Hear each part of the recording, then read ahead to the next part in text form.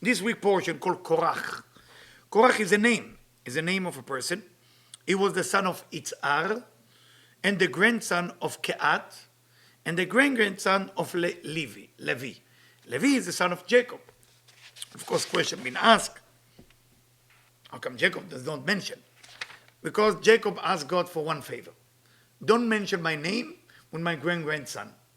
Already Jacob saw the future, and he saw that Korach is, he liked to have argument.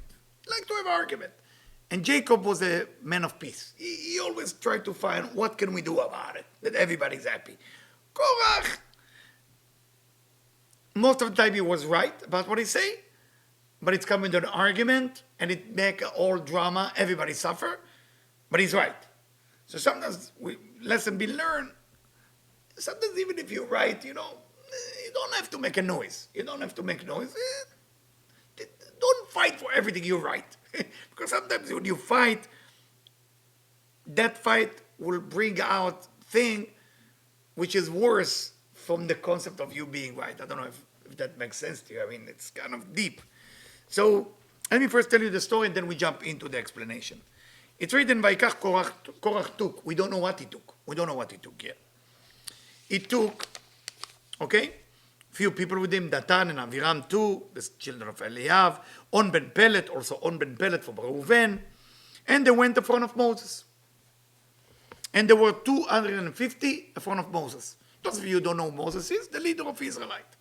As a leader of Israelite, Moses would not move an inch to the right or an inch to the left without God telling him so. That's it. He's 81 years old, and he had to lead for the next 39 years. And he knows he's not going to make it into the promised land. God already told him, there is no chance for you to make it. So what is he working for? Just to lead the people into a better path, into a better life. But he knows he's going to die in the desert. He knows he's getting no benefit. So he's the leader of the Israelites. Those 250 say, let's rebel. Vayikalu, they came to Moses and to Aaron. You need to know, Moses and Aaron also come from a tribe called the Levi. Korach come from a tribe called the Levi. They're all from the same tribe. And they're coming. Include the Reuven tribe. You say, and that's how usually people who want to complain start saying, everybody else is holy here. Why you try to become a leader on us? On them. He didn't say on us, on them. So the 250 now starting a fight. And they say, Moses, come on, man. Your brother become a priest. You become the leader, the king. Come on. I mean, it seemed like you keep all the job for your family. It seemed like you keep all the job for your own family. Why don't we talk the truth here and tell us that you are kind of abusing your power, Moses? Vaishma Moshe. Moses heard this complaint. What is he doing first thing? What is the first thing Moses is doing?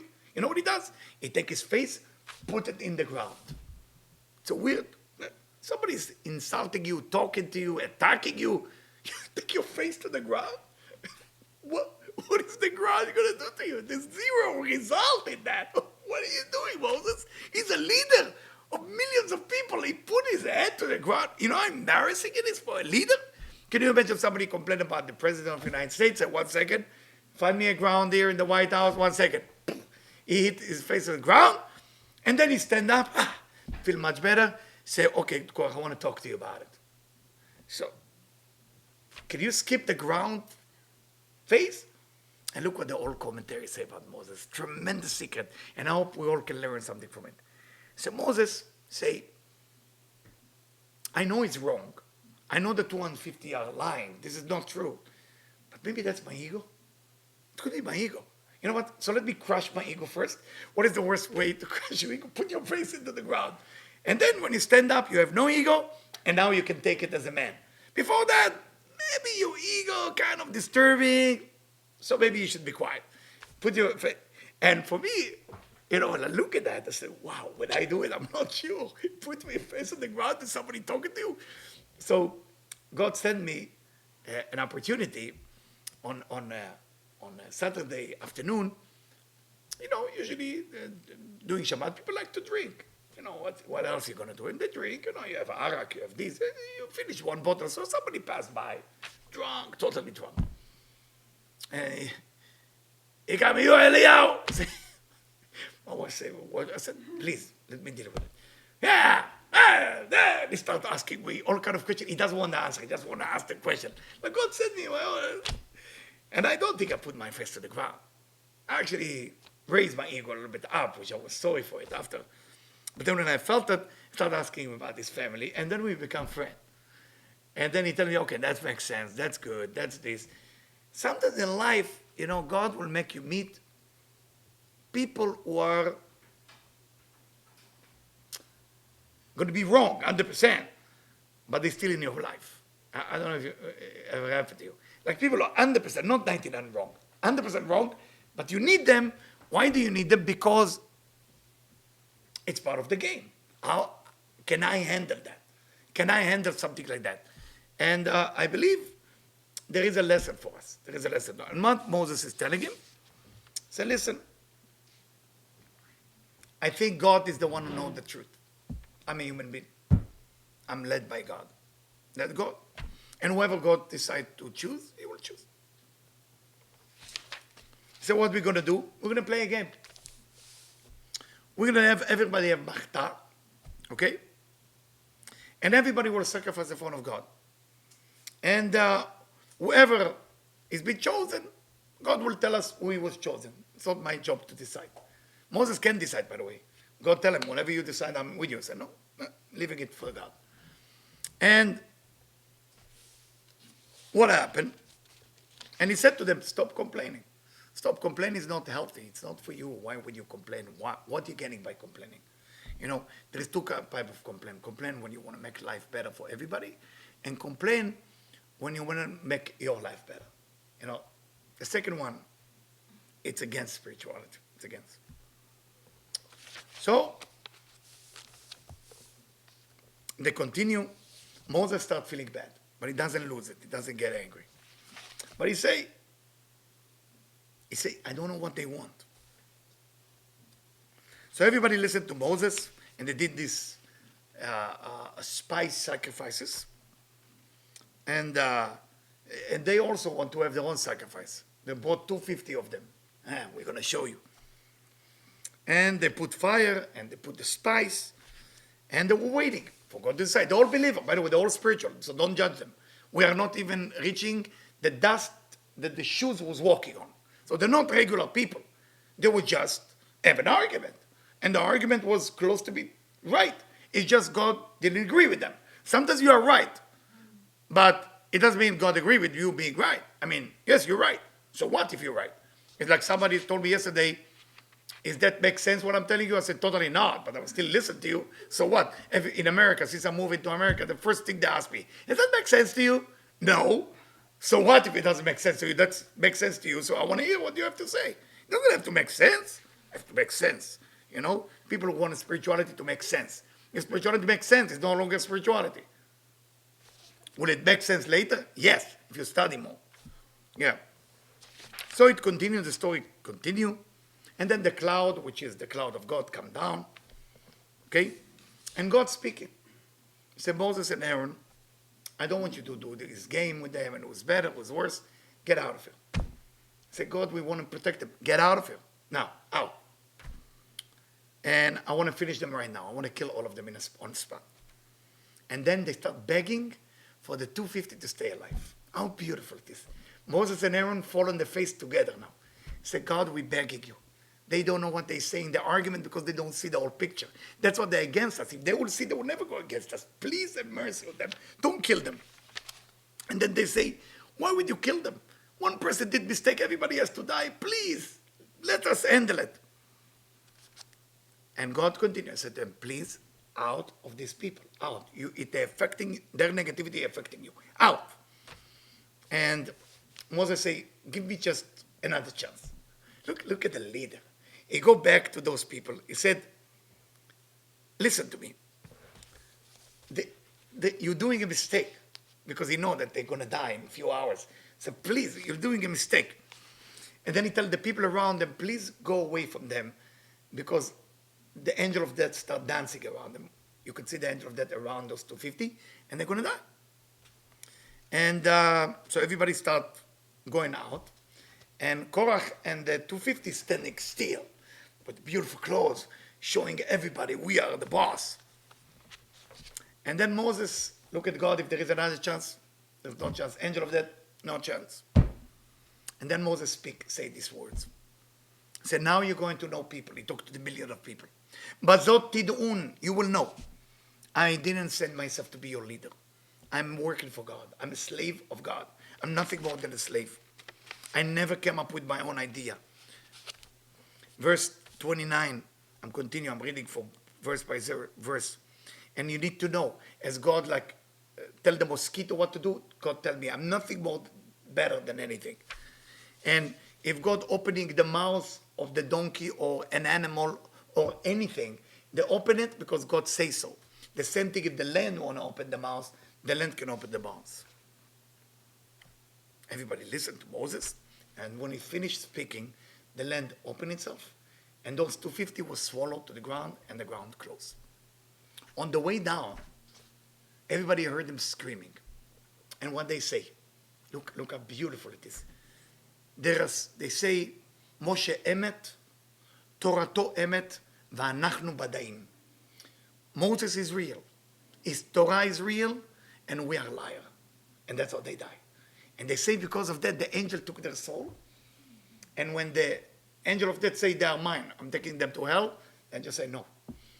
On the last second of their death, they admit it was a mistake. And somebody who admits to be a mistake, nobody can touch him, include the angel of death or the worst angel. That's why when a person, on the way down to the grave, massive grave, 250 people, gone. It was an earthquake, boom, closed. Gone. 250 exactly. And we need to learn something from it. You have to be careful when you complain. You gotta be careful. It's not, you should be nice, don't complain. No. You gotta be careful. When you complain, you're awakening everything that's supposed to be against you to go against you. Meaning, you have karma, something called karma, tikkun, whatever you want to call it. Let's say a person needs to, God forbid, chav shalom. In the karma, they need to lose the money, chav shalom. Or somebody needs to lose a certain friendship, it's important for them. Or somebody needs to lose, worse than that, I don't want to say it. But because he's never complained, that tikkun will never take place. That karma will never take place. It will hidden in a freezer. It's frozen. In the moment somebody starts to complain, is heating up, it differs the thing that was negativity in potential to be part of their life. And that's a complaint is an issue. It's an issue. Now, of course, we complain all the time, but how far your complaint go? I mean, you're not going there and say, how can I make somebody else suffer? I mean, you would be considered, I'm sure all of you would not go against some things just to go against it. Because we see in our life today that what's happening all over the world right now, there's complaining. People complain about everything. It's a fashion. How can I complain? How can I complain? Okay, how can I complain? I complain about, good, let's complain. I complain, let's complain. And that's why I love what Mother Teresa said. I will never join a group who say what they're against. I will join a group who tell me what they for, what they stand for. I will join them. They always ask Mother Teresa to come and support. You say, no, I'm not supporting. Sorry, not supporting. What are you standing for? What do you want me to say for? They say that. I'm with you. Any group will ask her. But when you tell her, we would like to go against people who speak bad, let's say about Christianity, say, I'm not doing that. She will never agree to go against something. She will go for something. And we see that our universe right now, many young people asking me, is it the end? So why are you saying that? I say, it's bad. I say, how bad? It's bad everywhere. The people tell me, it's bad in Florida, bad in Chicago, it's bad in Scandinavia. Did you know it's bad in Scandinavia? I didn't even know what's going on in Scandinavia. I never been in Scandinavia. How can it be bad in Scandinavia? Scandinavia cannot be bad. Bad in Sweden. In Sweden, the last place on the planet to be any crime. Did you know the number one crime right now is in Sweden from all Europe? Can't be. Hard for me to believe. My friend told me that today. Sweden. Where is Sweden? I mean, it's the north of Germany somewhere up there, in that thing that looked like a big dog, like a poodle, That It looked like a poodle with the tail and nice after trimming a leg, Poodle. So that's Sweden. Problem there? Never, never. War usually happen in Europe, and Sweden is fondue or whatever they do, the cheese with the bread or something. No fight. They don't fight. They're IKEA. That's it. Build it yourself. Seriously, I mean, I know it sounds funny, but for you, but it's Sweden. What's going on? So somebody told me to that. I said, I think it's Jian. I said, no, don't speak like this. I said to him, there is a lot of attention to the underdog right now. If you are miserable and suffer, we will understand you. If you do well, we will teach others to hate you. If right now you're going to do well, people will hate you. If you do bad, people will have mercy on you, support you, and tell them to join you. Please join us so we will go against the one who do well. This is the atmosphere of the universe. And it will be like this for another 35 days, 40 days. It will be like that. So people are afraid to be successful. It's scared. Scared to show they have money, scared to smile, scared to be happy. People walk in the street and they're happy about the mask because they're laughing, but I don't want to show it. You look around that, and that's not my words, my friend's words. And I'll start thinking about it. Don't be too negative, but we are experiencing not an easy time. So what do? Let's jump into Korach and understand really what is going on here. We must understand that. So the first part I'm going to read is a book that was suggested to me by my son, Michael, who's like to read it every Shabbat. And then my friend Michael he's in New York, tried to push it to me to read it, and decided to read it too. It's called Zera Kodesh, from the Rovshitze. And Rovshitze, Rabbi Naftali from Rovshitz, buried in Poland. Everybody should go there when you have time, just to his grave to get his idea. He say, how can that be? That Korach, a righteous man, we cannot understand why would a righteous man go into argument. And he'd say, we need to understand a little bit Kabbalah. We have, in Kabbalah, we teach that there is something called three column. We don't fully understand it in this form, but hopefully, if you study my Tikkun Azor, you understand what the three column really mean. So the three column represent giving, receiving, and balance. That's in a simple way, the best way I can do it. Or if you want, chesed, gvura, verachamim. Okay? Kindness, strength, and merciful. And it say that the Levi, I don't know if you know, the Levi come from left column. They come from the left column, where the Kohen, the priesthood, the priesthood, not priest as priest in Christianity, priest at that time, Kohen, meaning the person who served God, it was Kohen Gadol, and around him many Kohanim, okay? But Kohen Gadol was a job to do in the tabernacle. There was one Kohen Gadol, the brother of Moses, Aaron. Where did he come from? From the Levi. Where did Moses come from? From the Levi. What is the Levi came from? From the Levi. What they do with all the Levites? They shave the body. They shave their hair, their eyebrow, no hair in the body, nothing. They have to shave everything. Everything. Smooth, like a baby. Nothing there. Kohen? No. Levi? Yes. Why? You understand? It's upset. Korach come home. His wife look at him. Try to imagine that part. He come to the tent. Honey, dinner is ready. And they look at her and say, the Midrash Rabbah said, from Rabbi Shimon Bar Yochai, say, his wife look at him. He said, I don't know. Moses said that's what we're supposed to do. He said, go talk to him. We all shave. We all shave. He said, there is other thing. He said, yes. We also have to take his brother, the Kohen, and dress him like we dress the bride. Because in the old tradition, when the bride get married, all the women go around and they dress her. She's not allowed to dress herself, everything to the details. And they take her. We have to dress the Kohen. Like, it was Korach. It was nobody. It was the richest man in the camp. It was the smartest, the genius, the righteous. You need to understand the struggle he was struggling with. He's from the same tribe. How did I end up in that situation? So, from that, now, why they shave, if you want to ask me why they shave, because it's called left column. They were doing the music in the tabernacle and shave. Why they shave? Because A Levi represent left column. The Kohen represent right column, mercy. They will connect to strength, power. The air represent the energy of Gvura, of left column. That's how when a woman usually gets married, she covers her head during the time of period because her hair is drawing the energy from the room. She's sucking the energy from everywhere. That's the air. It's very strong, very strong. She doesn't affect other women, but she can affect other men. Men is the only one to become weak because men is right column, when a woman is a left column. So when a woman during a period her hair is out, of course everybody get affected. Men, only men. So for that reason, the left column has to be shaved. So what did he say? He said, how come Kohen come from Levi? He's a left column. What is he doing in this job? This job is supposed to be by right column people. We are all Levi. If we're all Levi, we all do the sacrifice. We all do the thing. Why you give this guy the job? Because he's your brother? What's going on here? So his idea was not wrong. It was not wrong. You understand? That's what I'm trying to tell you. I mean, if it will be just a normal judge, two lawyers, he will win. He say a good point. He said, excuse me. So Zera Kodesh, this commentary, say he was right. He was right. So why was he punished to die? Why? And that's what he's saying. That's what, for me, it's tremendous. Did Aaron want his job?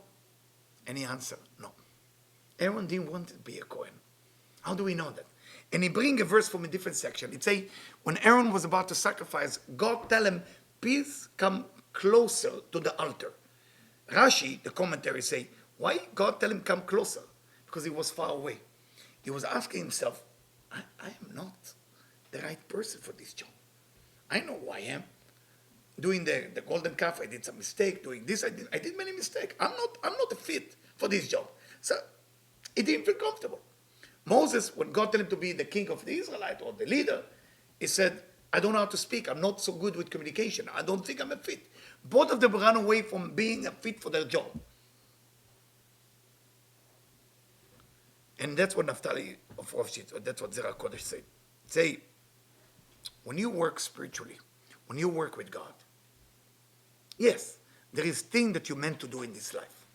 But you want to do the thing that you're meant to do in this life because you're good in it, or because God chose you to do that job? That's a question he asked. Who are you as a person? Are you truly being there because you know God wants you there?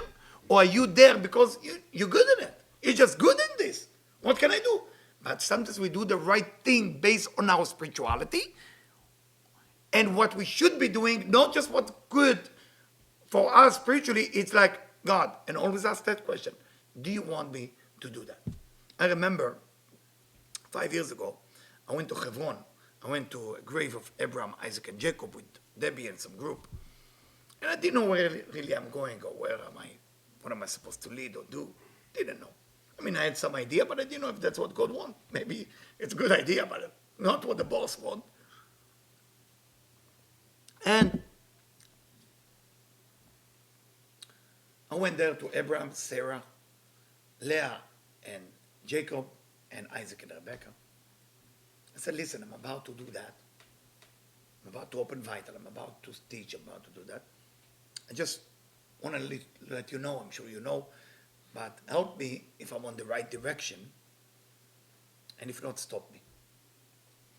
And from that day on, every day is more miracle, because I gave the reins to them. I'm not in control. I said, hey, says your horses, this is this. Tell me if to feed the horses, if to go. I don't know. Not that I'm trying to play humble to you.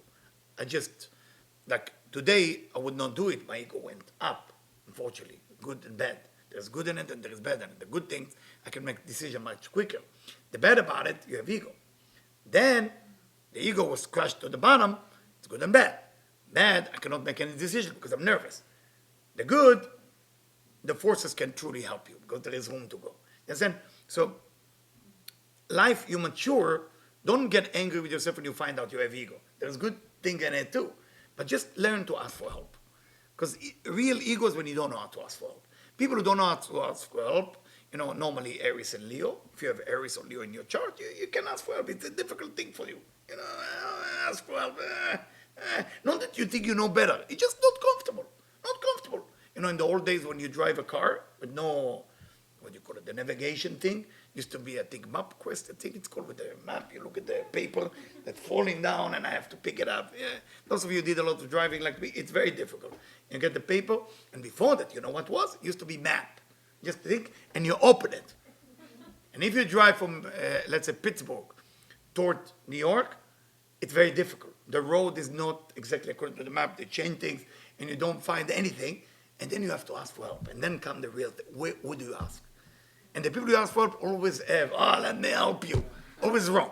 Turn right, turn left. And then you see something's off. You stop after 20 minutes, you ask again. No, go back. And you know what to do. You don't know what to do.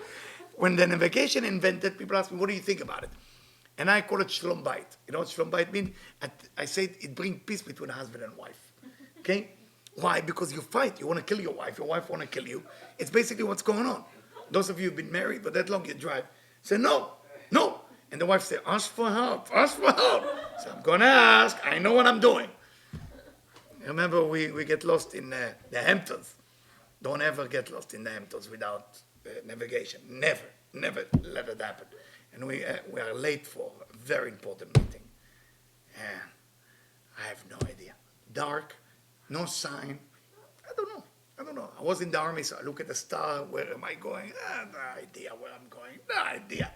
I start laughing until I get sad. And then, you remember that? Then a guy come up with kilshon. Now it's a kilshon, like it's something you work the land with. It looked like fork. Pitchfork, you call it? Yeah. Pitchfork, that's what a pitchfork. How weird it is at night somebody stand with that outside. Like, this is bad. And we look at each other, looking at the side. She said, you have to ask him how to get there. So I say, is it a human being even? I didn't know if it's a human being. So I'm very nervous. So I said, hi.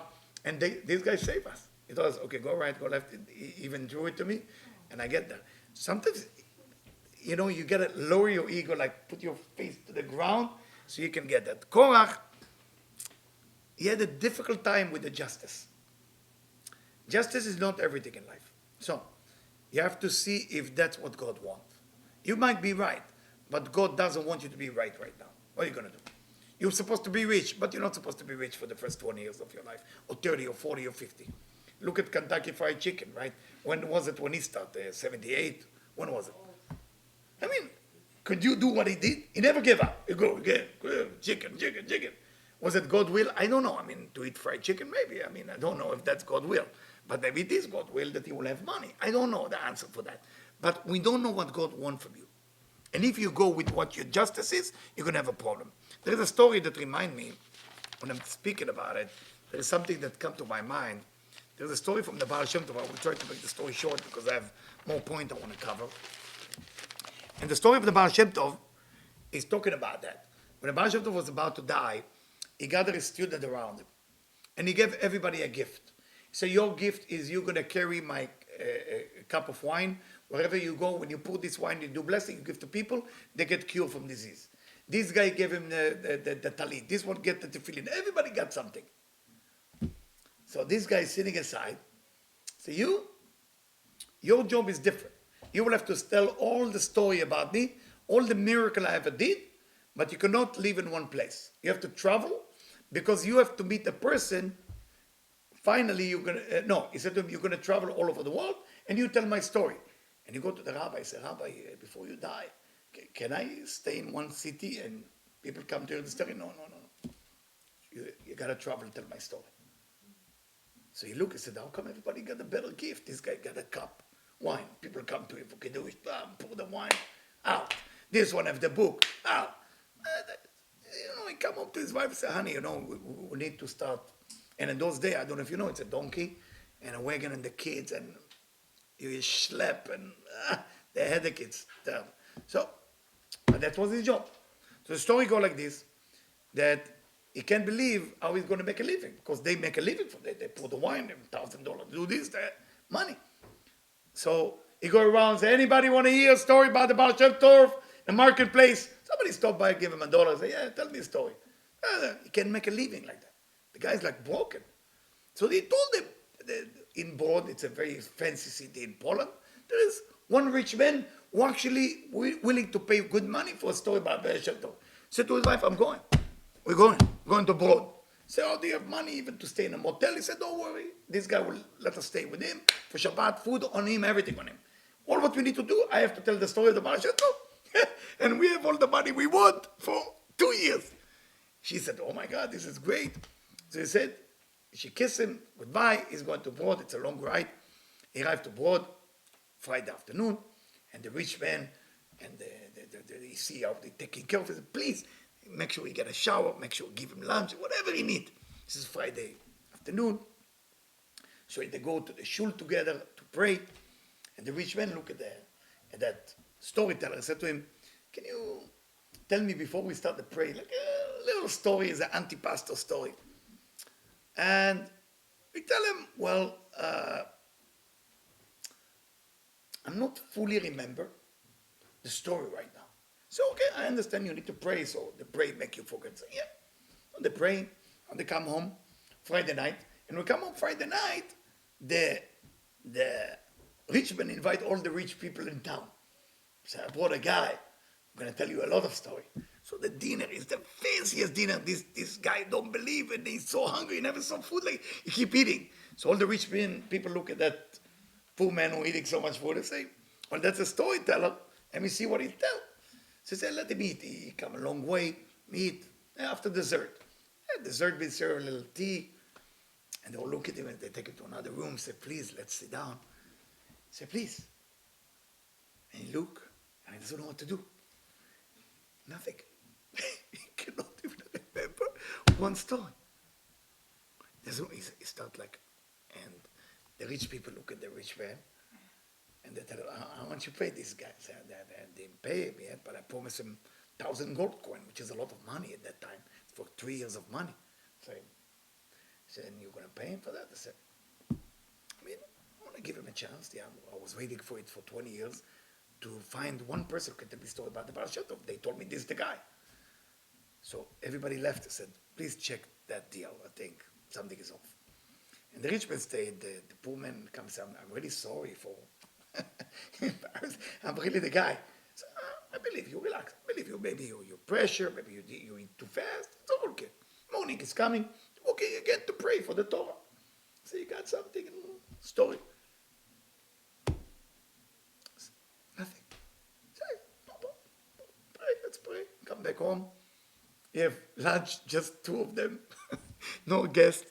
And food being served.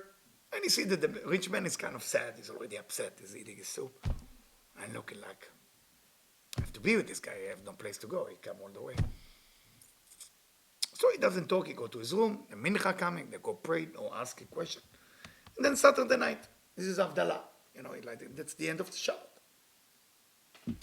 So he look at him, like not even talk. He said to him, nothing. Okay.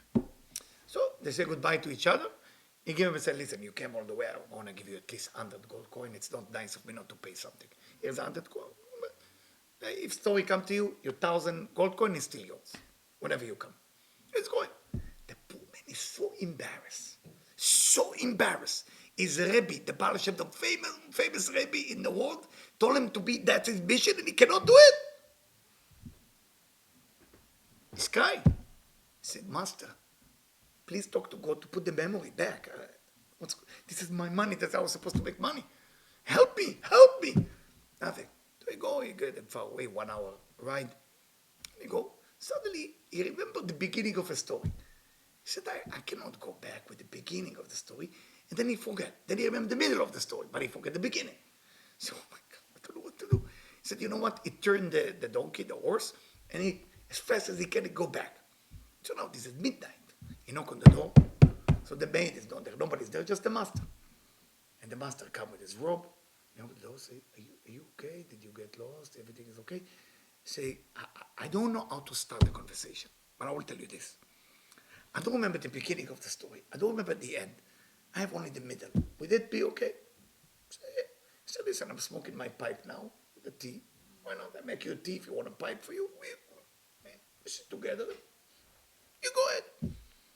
Say, Master, I don't remember the beginning, but I'll tell you that. One time, I remember it was the Baal Shem Tov made a miracle. What was the miracle? It was a very evil man that was hating Jewish people. It was a Jewish neighborhood. He decided he would kill the whole village. The Baal Shem Tov went to him and talked to him. And the Baal Shem Tov looked Jewish. And everybody was sure that he will slice the Baal Shem Tov to pieces. The other, what happened, when the Baal Shem Tov walked with him, he walked with the old man with him. And then he arrived to this person's house, and I don't know what happened the rest, but what I know that this guy changed his mind and say, you should not touch anybody in this Jewish village. And he looked at the rich man and he's crying. And he said, did I offend you? He said, I can't talk. He took a bag of 5,000 gold coin. He said, that's for you. He said, please tell me what happened. He said to him, I'm the man. I am the man who tried to kill the village. He says, me. He says, so why are you crying? He said, I met your teacher. And your teacher told me that I will not be forgiven until I hear the story about myself. And you came and told me the story about me. And I'm forgiving now after 20 years. You saved my life. And this story is always emotional for me. Because, as I always say, you never know. And what's beautiful about it, with Korach, how he's connected to Korach, because this person didn't know how much value he has in the story. He won the cup of wine, he won this, he won this, he won this. But he didn't know his gift is so much value that he can save somebody else from problem. Sometimes you look at your gift and say, why am I not famous? Why am I not rich? Why am I not that? You have a gift of yourself that might be serving others. You know, sometimes person's serving coffee on the plane. Who remember the flight attendant who give you tea? You don't remember the face. You forget about them. You forget about them. But could be that that person has one person to change their life. One person to change their life. And if you live your life like this, you're always on. You're always on. I have so many stories to tell you, so I don't want to go into it. I hope you got the message. That Korach was busy. How can he improve everything and make it with justice? But he forgot that the universe is not supporting his point. Okay. Now, I'm going to the Zohar. And the Zohar in verse 3 to 6. And the Zohar emphasizes the point about right column and left column. It says Aaron is right column. The Levites are left column. Okay? Why was Korach punished? Because he want the left column to be on the right side. What does that mean? He want the judgment. He want the strength. He want the gvura to move to chesed. When you do that, you bring judgment to the world. You bring war. You bring bloodshed. You bring problem to the world. And you don't want to do that. Lord, not only he did that, it's also Lashon Hara, it's also evil tongue, speaking bad. Because he spoke bad about Moses. So evil tongue, when you speak bad about somebody spiritual, you know, it's a achoshet b'ksherim, loke begufo. The Gemara, the Talmud said, somebody who's suspicious, somebody spiritual, gets sick in his body. When you're suspicious somebody spiritual, let's say if you see somebody spiritual, steal. You have to think in your mind, change it here, say, I'm sure he's going to return it tomorrow. That's how you have to think. If you're judging them, you put your body, not your soul, your body in danger. Why? Because you cannot be suspicious of people who are spiritual. But today, every second spiritual person is about to go to prison in our days, you know? And I just heard this, one of my hero from Brazil. He's still my hero. I don't care if he went to prison. It bothers me. I don't want to say his name. He's a healer. He's one of the most famous healers, which I study from him a lot. He's in prison now. You know, the person that I put him so high. So I have a lot of Brazilian clients. I love Brazilian. A lot of Brazilian clients. And I say, Eliyahu, you know, you believe in a guy that's going to prison. So who went to prison? I said, him. So no, don't do this. Don't break my heart. And I look at him and I said, you know what? I still believe in him. I don't care because I saw the thing that he's saying done. I still believe in him. So what do you do with this? I mean, you look at people spiritual and you judge them, you could get sick. And of course, not judging people is always good. But when you see people who are spiritual, you got to find the good things about them. Then you maybe can judge. You cannot just judge, you know. So Korach want the left column to control the right column. He want receiving to control giving. And that's why they remove him. What is that vayikach? What does that mean he took? Remember I said, what did he took? לקח את שרה לעצמו. He took a bad advice. What was the advice of his wife? Sometimes the wife is negative. Sometimes the wife is negative. Man is not strong. Man is always weaker than the woman. Always. Always. You see the most evil man can never beat the most evil woman. You have to remember that. Like the most famous queen in Spain. Those of you who know history a little bit. Isabel, you know what I'm talking about? Who married to, if I'm not mistaken, Alphonse, was ruling Portugal at that time. You check the details yourself. So, or Isabel and Achav, the king of Israel. Always the woman, if she's evil, you cannot win. You cannot win. You cannot win. And it say, whoever chase whatever does not belong to him, what belonged to him also going away from him. Say the Zohar in verse 4. It's crazy. When you chase what's not belong to you, what's belong to you gotta go away too. Why? Because you don't have appreciation to what you have. You know, sometimes the man, you know, is complaining about the wife. And they keep looking at other women and they want the other woman to be their woman and not appreciate what they have. When a person don't appreciate what they have, then they don't have a vessel for what they have. So what they have has to go away. Korach went with machloket. Korach went with argument. What is machloket? Machloket means disagreement. But disagreement in Kabbalah means chelek mavet. It's the same letter. Part of death. And he pushed the peace away. He didn't want peace. So, what is peace? To clear that point of the Zohar, I'm taking you to one of the great Rebbe called the Breslev Rebbe. I don't know if you heard the name. Breslev Rebbe was one of the grandchildren of the Baal Shem Tov. In his book is in English, you can read it. I highly recommend to study it. It's a lot of depth, but still can be understood. So, the Breslev asked, what is machloket? What is argument? What is the right argument? Is there a right argument? What if you disagree? What if you disagree? I tell you it's too sour, you tell me no, it's okay. You can allow to say it's too sour. You don't have to agree, it's okay. In the Talmud, in the whole idea of Judaism is not to agree. The entire study, what rabbis study in school for 40 years, is how to disagree with what's written. That's all what they study. 40 years.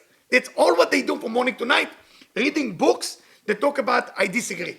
I don't know if you know that. If you look at the Talmud, the Talmud starts like this. When do you need to say the prayer of the Shema? These guys say before midnight. This group say, no, you can do it after midnight. And then the argument begins. That's the Talmud. And pages of pages, everybody, they're all lawyers there. They all have to bring proof why they write. And the other person has to be proof what they write.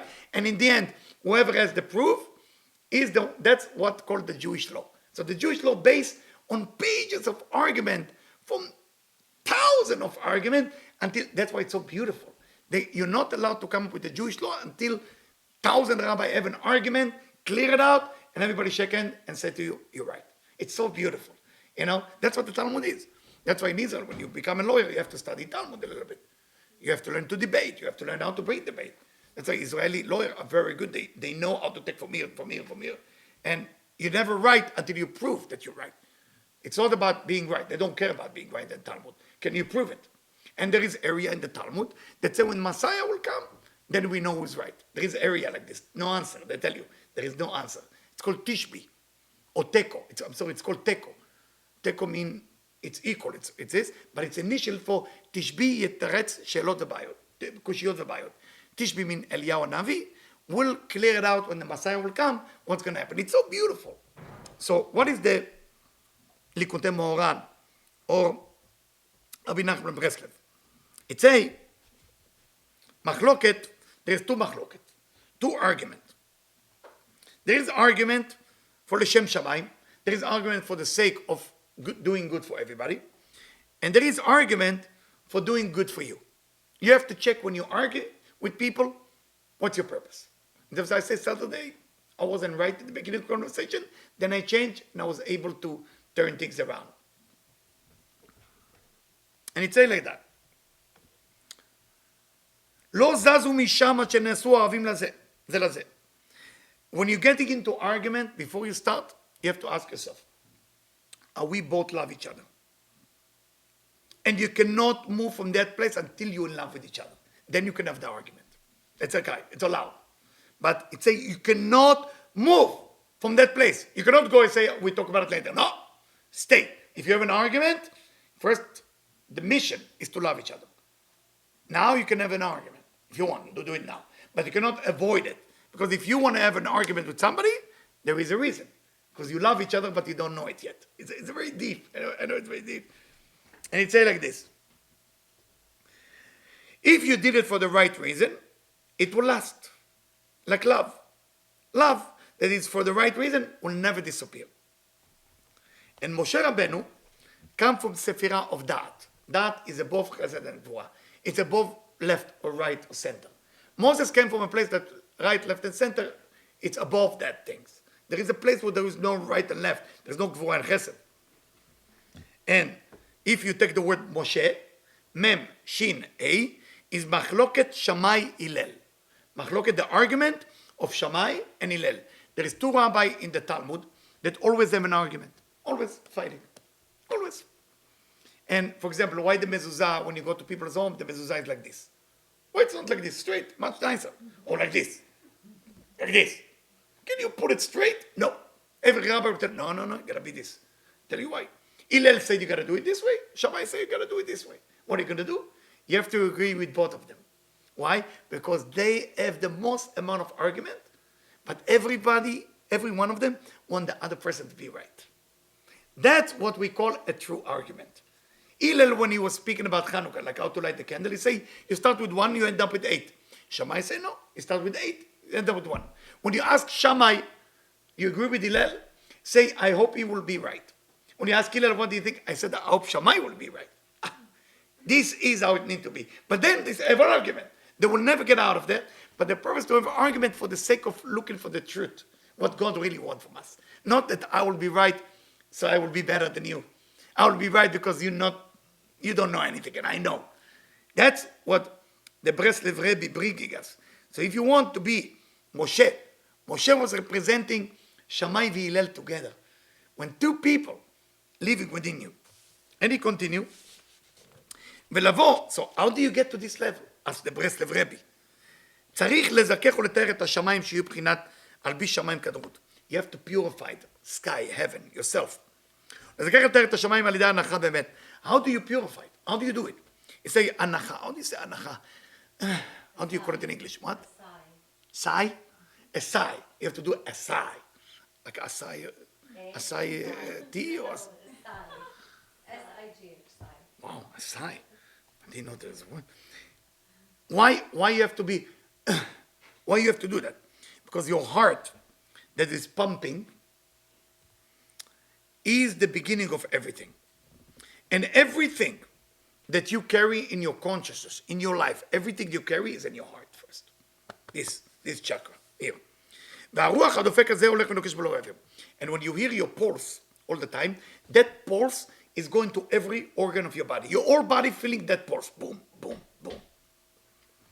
That's why, when a woman gets pregnant, the first thing she want to listen to is that ultrasound thing. 151 heartbeat, boom, boom, boom, boom. It's going faster than us. It's 151 usually. Boom, boom, boom. So, the heart. Why? Why it have to be boom, boom, boom? God couldn't come up with a better idea? Better idea. You have 25 heart, every little bit in charge of the leg, boom, boom, ear, boom, boom. That's it. Why you have to have one heart? And he sent the pulse to all the friends. It's every pulse is telling the organ not to be disgusting, not to be looking for selfish, not to look for me. That's what the heart have two sides, 4, but 2. One side, the left, receiving the blood and pushing the blood. Receiving and pushing.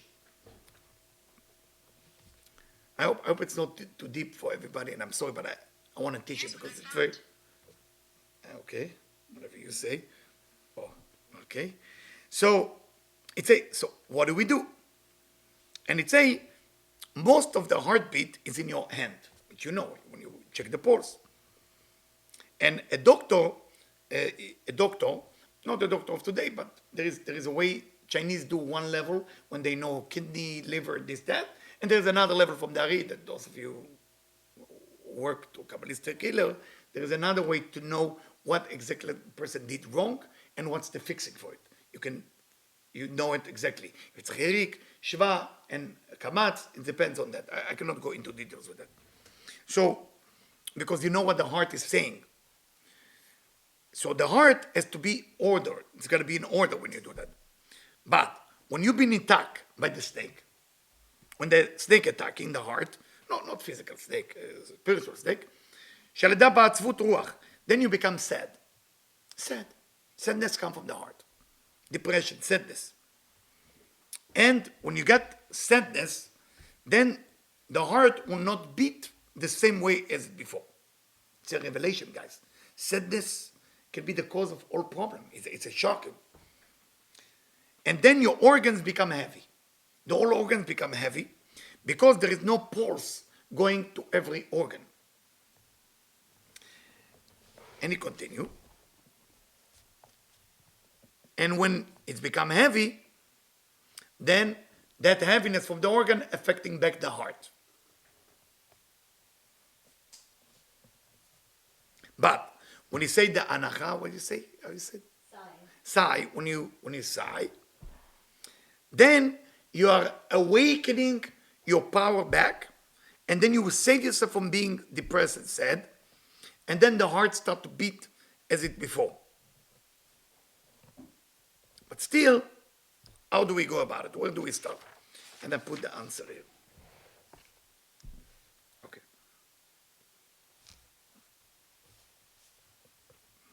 When you go to see a sick person, according to the Talmud in Barachot, you have to say, Avli yadecha, give me your hand.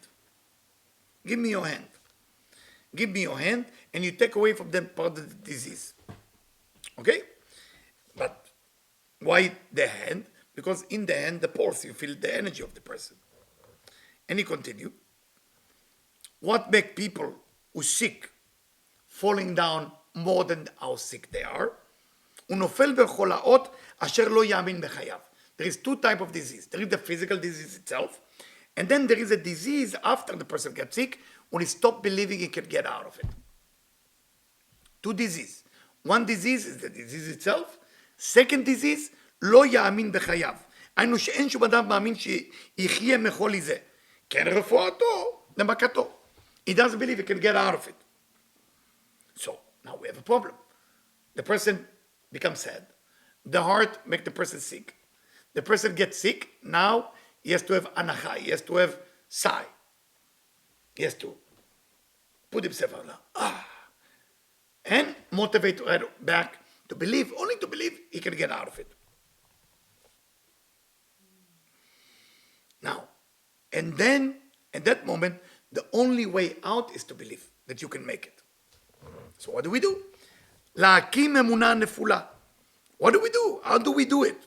He said, while you're falling down, while you are sad, while you are sighing, you have to make a neder. You have to make a vow. It's the first time for me too. I never knew that that's the way out. I never knew that that's the way out. You make a vow. You make a promise. And in that promise, you basically say, I will promise to do this and that, and God, please give me back my faith. I want to get my faith back. I want to believe in myself. That's what I want to do. So most of the people, you see it in the hospital when people are dying, the family gives charity usually. But it has to be with this consciousness, not enough to write the check. You have to know what you're doing. I'm giving it why? I'm giving it because I'm consciously want to go back to believe. If you give it just to help, it's very nice. God bless you. Thank you for your help. Very good. No. Said, no, excuse me. Rabbi, whatever is coming. No. I'm doing it for this. I'm doing it, I want my faith to come back, to believe in myself. And when you do that, of course, what happened to you? You become happier. When you become happier, you get cured. When you get cured, you don't have an argument. So we learn from that the whole argument of Korach, if you look at it, come somehow from a big depression. Who was like Korach like that? That was always complaining and depressed? Cain. Remember Cain? Now we're closing the circle. It's written in Rabbi Isaac Luria that who is Korach reincarnation-wise? When he was born, he was a reincarnation of Abel. Who was Moses? Reincarnation of Abel too. Moses took the good side of Abel, and Korach took the bad side of Abel. Okay, Cain and Abel. Now, is that bad to take the bad side of Abel? No, that's your job to fix it. Some people born with no luck. It's not a bad thing, because that's when God give you a bigger mission. God trusts you. You're going to fix the bad side of Abel. That's Korach's job. When it said that Korach took, he said, all right, I'm getting the bad side of Abel. Why don't I get the Cain too? When it said Korach took, he took Korach energy as well. He took the reincarnation of Cain with him. And that's why, remember when Cain killed his brother? What did God ask him? You should look in Genesis. He said to him, the land is looking for your brother. The land just swallowed the blood of your brother, because the land also misbehaved. Who allowed the land to swallow the blood of a human? That was never allowed. So the land has to be punished. I don't know if you should go there and read it. You know, the land was not allowed to just swallow human. What was the punishment of Korach? He was swallowed by the land. The same way that his brother that he killed, Abel, died into the land. That's what it was. So you want to take the soul of Cain? No problem. You will have the Cain. You will have to pay. Stay with the negativity of Abel and fix it. That's your job. When we get depressed, when we get sad, we're going to find what to complain about. We will be right, but it's not going to work for us. In the end, we'll lose. In the end, person gets sick. In the end, person get not just sick, you get double sick. One disease and one not to believe you can get out of it. The second one is the one who kill human. The first one is not the one who kill human. You know, if you look at the emergency room, you see all type of people. The one, I was myself there not too long ago for my gallbladder or stomach or whatever it was there. I still don't know what happened. Yeah. I went to see, after I was at Cedar Sinai, so of course the surgeon called you and say, hey, listen, So I went to cute surgeon, very cute. So surgeon, so what's going on? He said, well, I thought in the beginning it's crazy. I said, you watch CSI? I said, what surgeon asked me for? What's CSI? I said, no, I don't. You watch Law and Order? I said, okay, I fell on a crazy person. And let's play the game. If that's what God wants, let me. Yeah, no, I don't. Why are you asking me? Well, we're looking for criminal. So you're looking for criminals? So I'm looking around like, this is, either I'm off because it's before Shabbat, or this is tikkun from another lifetime that I have to deal with. He looked genius, smart. I see his old article on the news on him. He's a famous guy. And I'm looking like, what's going on? Say, I'm a surgeon. So nice to meet you. We're looking for the problem. I think I got this part. What's going on next? He said, we cannot find any problem. I said, that's good news. I say, so I don't know why you are here. I said, I also don't know why I'm here. So we both don't know why we're here. Then we become friends. We start talking about other things. But I want to tell you, I was in an emergency room, and I see people and I see people. I see people with blood all over. A man with his kids, blood, broken nose, broken teeth. He's from the neighborhood here with a wheelchair. But I see the father is like, tell jokes to his son, and they're laughing, and like, no problem. You know, there's the poor kid with the yarmulke here, the father with the yarmulke here. You know, I don't know with the mother, I'm sure they have 8 kids at home. And it's like regular, nose, teeth is missing. That's okay, they kid. Hey, don't forget, you have to make homework. Wow. And I'm looking, those people know for sure they're going to be okay tomorrow. They may be sick now, they may be broken now, but they know tomorrow they will be okay.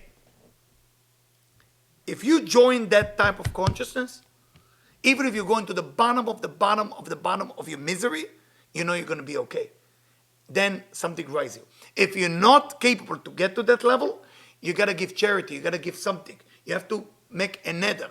Or if you don't have money, give food, give shirt, give shoes, give something. Give volunteering. And say, I'm doing it for the sake of becoming a more believer, as the Breslev Rebbe said, and what I do. And then you're getting out of any argument. Zad Hashem, I hope this lecture, for all of you, and I'm really thank you for coming. It's really really warmed my heart to see people coming to listen. I'm talking to the camera for the last 2 years, so this is really, I'm sure you did it for me, so thank you. And thank you for the people at home, and I'm sorry I look a little bit to the side, it's new to me that I have people here. So may all of us would be able to send a healing energy for the people who are sick from any disease, COVID, cancer, heart attack, and make them truly believe that they will be okay, because that part will make them get out of any sadness, Bezat Hashem. Thank you for listening. Thank you for coming. Thank you. Thank you.